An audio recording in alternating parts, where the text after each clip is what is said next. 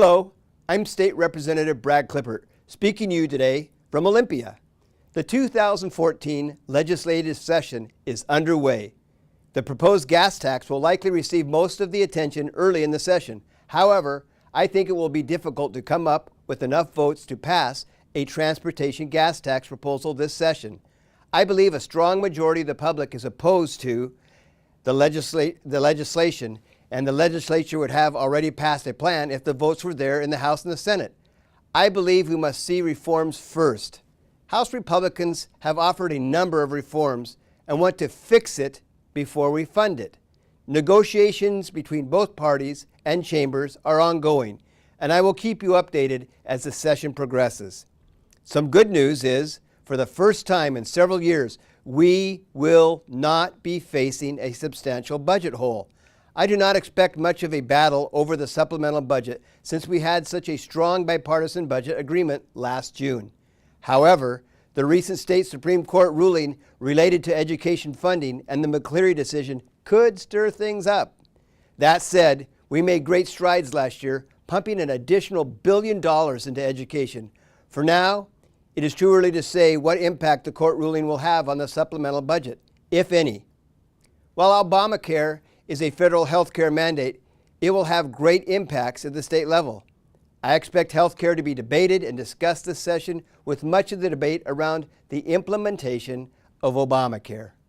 We are still seeing problems with the implementation in our state and around the nation.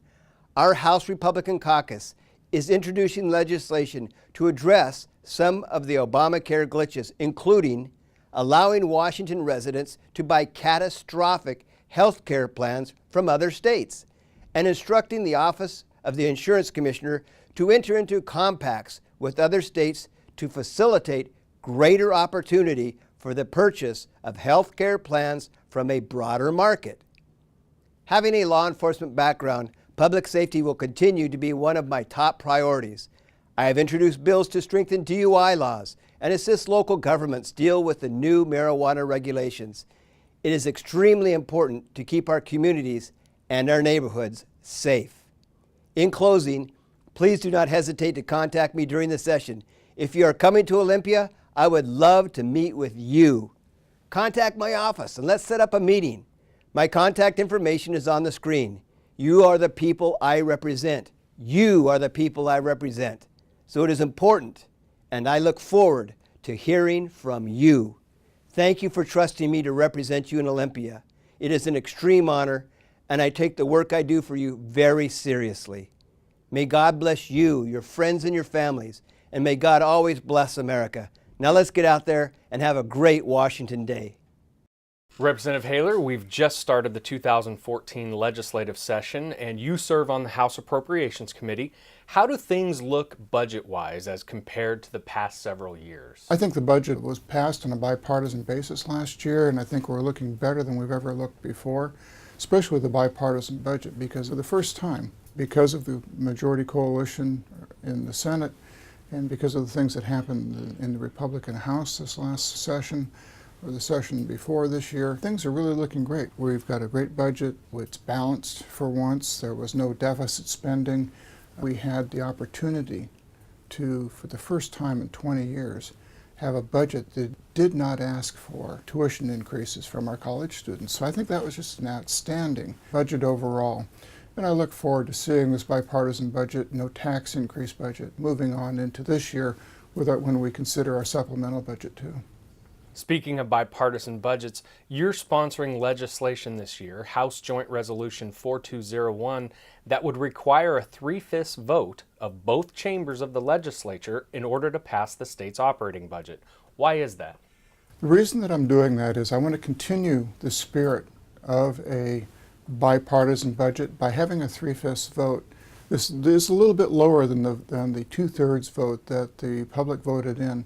But I think it's more palatable if we just apply it to the operating budget rather than to everything at this point in time, especially with the representative makeup we have in the Senate as well as in the House. And the Democrats are in charge of the House, the Republicans are in charge of the Senate. By passing a 3/5 vote, we can carry that spirit on irrespective of who is in control.